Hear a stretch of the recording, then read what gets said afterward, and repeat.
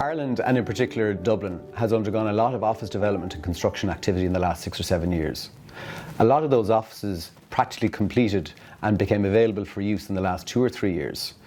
In the post-COVID era, in the agile working environment, and when tenants had a lot of employees that didn't necessarily want to come into the office.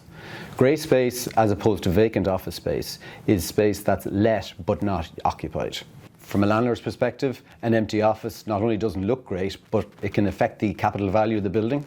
From a tenant's perspective, particularly in respect of grey space, it represents an opportunity cost. Offices that they're paying for but they're not using. The tenant usually starts the conversation with the landlord by proposing one of the alienation options available to them under the lease.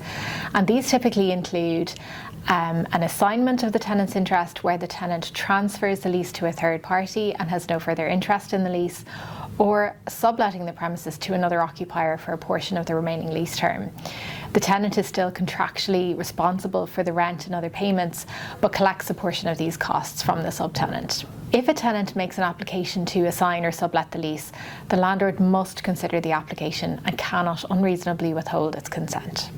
A tenant will want to minimise costs because paying rent and insurance and service charge for unoccupied space is effectively dead money.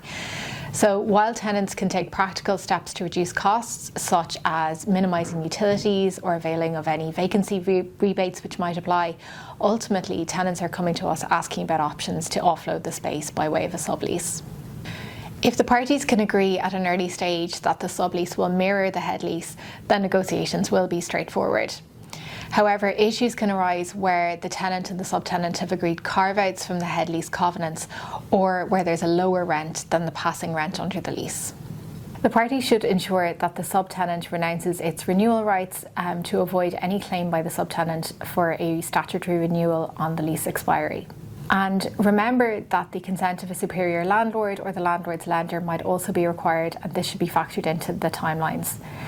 The party should check the provisions of any superior lease or loan agreement or facility agreement between the landlord and its lender, because these finance documents might actually permit subleases on certain pre-agreed terms depending on the nature of the premises.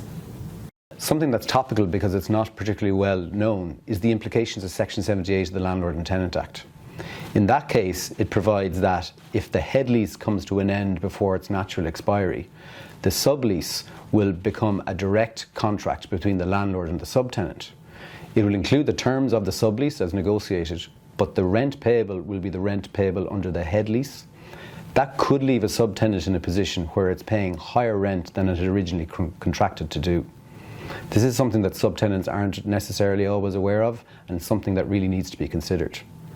From a landlord's perspective as well, it's important to note that subleases don't automatically expire when the head lease expires, so it really does need to look at the covenant strength of the subtenant and consider the terms of the sublease, as it could find itself in a direct contractual relationship with the subtenant. There's a plethora of options available in those circumstances, but we'd always recommend that it starts with a good relationship between the landlord and the tenant. If there's a good relationship, any manner of commercial options can be on the table. From a landlord's perspective, accepting the early surrender of a lease may possibly be the most viable option, albeit with that goes the potential income stream over an extended period. So a landlord may seek to impose a penalty on accepting an early termination of the lease. It doesn't have to do this as a matter of contract, but if there are other interested parties, it may wish to do so. From a landlord's perspective as well, however, we would always recommend that the tax implications for accepting the surrender be considered, because this can often be a hidden cost. Another issue that can delay matters is where the sublease consent application is coupled with an application to carry out fit-out works. And if the parties to the sublease also intend to repurpose the space for an alternative use, they will also need to consider the planning implications of that. Specialist planning advice will be needed, and this can also add to the costs. The landlord will need to assess and approve the works before the sublease is granted, and the parties will need to agree how the premises are to be returned to the landlord at the end of the sublease term, and this can have cost implications for the tenant.